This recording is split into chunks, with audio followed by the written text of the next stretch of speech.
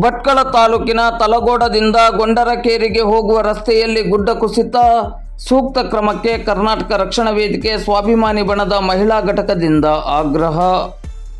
ಭಟ್ಕಳ ತಾಲೂಕಿನ ಮಾವಿನಕುರುವೆ ಗ್ರಾಮ ಪಂಚಾಯತ್ ವ್ಯಾಪ್ತಿಯಲ್ಲಿ ಬರುವ ತಲಗೋಡದಿಂದ ಗೊಂಡರಕೇರಿಗೆ ಹೋಗುವ ರಸ್ತೆಯಲ್ಲಿ ಗುಡ್ಡ ಕುಸಿತವಾಗಿರುವುದರಿಂದ ಈ ರಸ್ತೆಯಲ್ಲಿ ಸಂಚರಿಸಲು ಭಯಪಡಬೇಕಾದ ಸ್ಥಿತಿ ನಿರ್ಮಾಣವಾಗಿದೆ.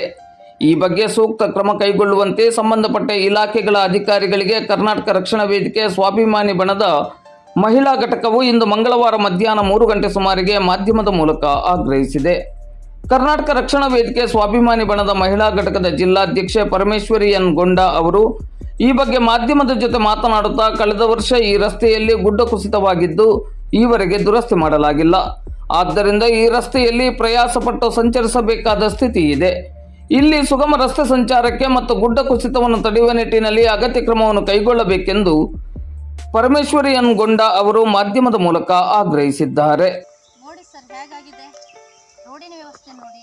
ಇಲ್ಲಿ ಕಾಡಿನ ರೋಡಿನ ಅಕ್ಕಪಕ್ಕದಲ್ಲಿರುವಂಥ ಗಿಡಗಂಟಿಗಳು ಇರ್ಬೋದು.